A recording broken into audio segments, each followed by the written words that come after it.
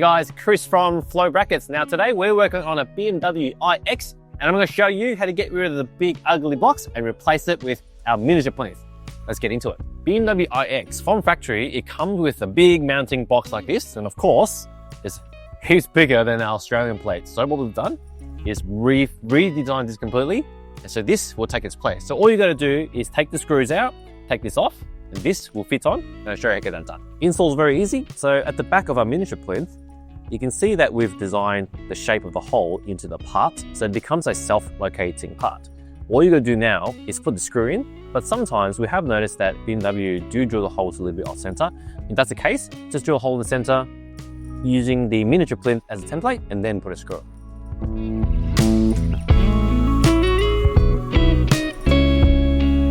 Now you might ask, well, what about the two holes left behind? Thought of that. Included are these two little caps. Now just make sure you install the correct one on the correct side. On the inside, it does say L and R. L, when you're looking at the car, is the left side, and R is on the right side when you're looking at the car.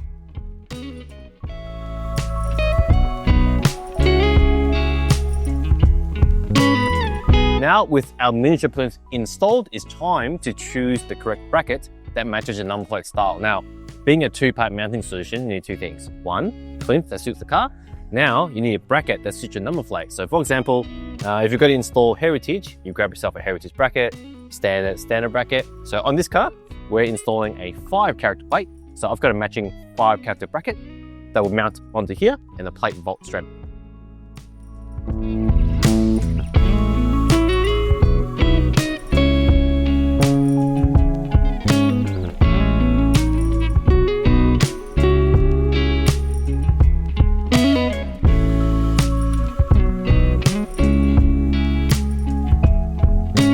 Now for the rear, you might ask, do I need a bracket? The answer is yes and no, depending on what you want to achieve. There are two holes at the back, and these are going to be factory drilled holes because they are centered and they're standard BMW pattern.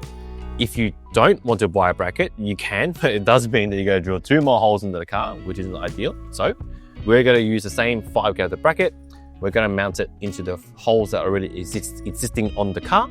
I'm also going to use a spacer, so that way the bracket is not hard up against the car and it's going to scratch it.